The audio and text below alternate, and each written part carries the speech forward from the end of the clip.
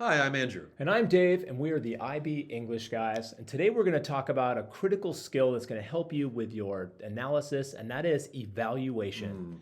Mr. Giles, evaluation is very, very important for paper one. This is all over criteria B. And you'll notice that in B3, we don't see any mention of evaluation. But when you get to B4 and B5, we see phrases like good evaluation for 4 and very good evaluation for 5. So we want to make sure our viewers understand what this is and what this looks like. Yeah, we need to make critical judgments as readers. We need to think about the author choices and how effective they are. And this is a part of evaluation. This is a new addition to the new criteria. I'd like to give a big shout out to our colleague Lisa Foran. She's created this resource and she is a master teacher, and we are all going to benefit from her work today. Yeah, absolutely. I think it's so important for us to talk about this, and I think this will help you as you go in. Just like when we talked about in a previous video about reader effect, now we're going to talk about ways to evaluate. Mr. Giles, when I think about evaluation, I like to think about verbs, adjectives, and adverbs, and how we can sort of sprinkle those intentionally throughout our paper to indicate evaluation.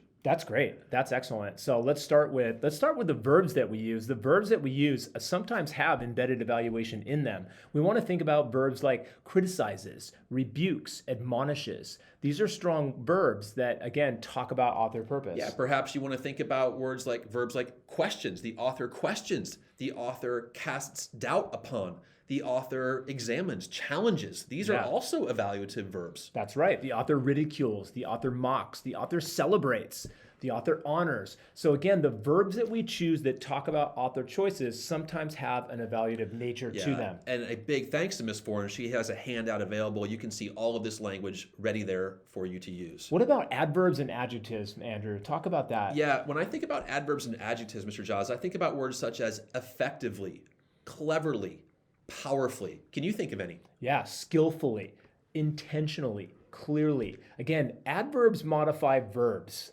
Okay, so we want to talk about it clearly explores or cleverly admonishes. So we want to think about attaching these adverbs to verbs. We can easily turn those into adjectives, which are describing words, like clever or skillful. So we're thinking about evaluative language. And we thought the best way for us to show you how to evaluate is to look at some samples that we've used in the past, to look at our own paper one writing and think about how those samples weave in evaluation. What do you say we do that? I love that, Mr. Giles. One of my favorite videos that we've done for the Countdown to Paper One was the cartoon by Grant Snyder. Is that the one where we wore the same shirts? Oh no, here we go again. Yeah. Nice shirt. We're a little loud and busy. Why don't we take a look at that Grant Snyder one? And what do you say we read a piece of analysis and we can think about, is this student using good evaluative language? What do you say? Okay, great. This was a comic called Higher Purpose. And again, this is by Grant Snyder. And this is what the student wrote. It is through a combination of visuals and language where Snyder has most powerful impact. Taken alone, the language of the captions are quite serious and reflective in tone, and perhaps not appropriate for a cartoon. The visuals and subtle and effective touch of humor and humanity that help to enhance the cartoon and show Snyder's ability to perhaps have some fun with his serious philosophical musings. Yeah, so Mr. Giles, I can see with this bright green highlighter, I see the phrase most powerful impact, and I see the sentence, the visuals add a subtle and effective touch of humor and humanity. Talk about that a little bit. Yeah, again, this has got that evaluative language, such as the adjective powerful impact. We're really thinking about how the combination of visuals and language, which by the way was the guiding question. I like the word subtle. Subtle and effective touch. Yeah, that's evaluative language as well. We can pull those right off the document of evaluative language, and this student has done well. We can see that it's a well-balanced little piece of analysis. We have the feature, we have the language of the guiding question, we have the orange, and we have evaluation. This student is doing well. So takeaway, embedding some, again, evaluative language in our analysis can really embed that judgment. Let's look at our last example, and this was a digital brochure for the U.S. Army. You like this one. Yeah, it was about the Navy SEALs. The Navy, excuse me. Our students really resonated with this. We have quite a few students who are, considering joining the military, so this was a pretty powerful brochure for our students, okay? I'll go ahead and read the section of analysis here, okay? We see the phrase, or the paragraph rather. Lastly, the effective use of style cannot be ignored, as strong rhetoric is apparent throughout the text to push messages of pride, power, and patriotism. The use of action verbs to describe seals as uncompromising, sacrificing, pushing, and pulling is highly effective and captures the commitment and drive inherent in all seals. Readers internalize these words, and they are eager to join.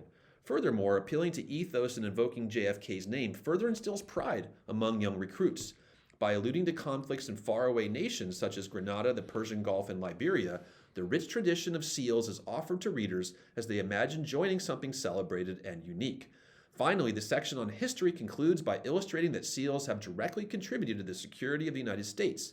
The word security is notable here, as since 9/11, Americans have been on a seemingly endless quest to secure the nation from terrorism and extremists. The rhetoric here is deliberate and clear, and the U.S. Navy skillfully uses language to motivate young Americans to join the SEALs. I think this is an outstanding paragraph. Let's talk about all the aspects of the paragraph we see and why this is fantastic. Okay, I'll just take the verbs because I think you're going to want to talk about the other things. But the Sure. verbs are strong. We have the words such as captures, appealing, alluding. They're really thinking about author choices offered to readers. Again, we see lots of different verbs that are evaluative in nature, and I think that's a good starting place. Yeah. But that's not really where the evaluation I'm really thinking about shines. adjectives and adverbs. We can see these highlighted in bright green. We see the word effective. We see the phrase highly effective. We see the words deliberate and clear. As I mentioned earlier, this writer knows to sprinkle in this evaluative language throughout their paper so they can do well in Criterion B. But that's not all we want to think about. What else is this paragraph doing well?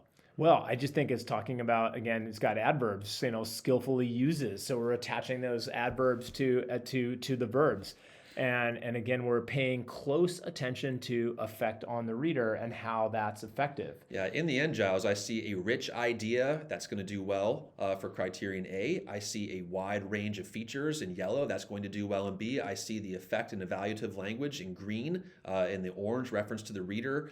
Giles, this student has written a very, very good paragraph. Yeah, and I like that it's not just like the one-off sentence, It's really the entire paragraph has evaluation on their mind. It's not the one-off sentence. Yeah, so folks, in closing, we would really like you to pay attention to what we've done here today. Think about the work of Mr. Giles, myself, and Ms. Foran, and really think about how you can add more deliberate evaluative language to your paper one. If you can do so, we think you will find more success in Criterion B. Yeah, absolutely. Effect on the reader and evaluation.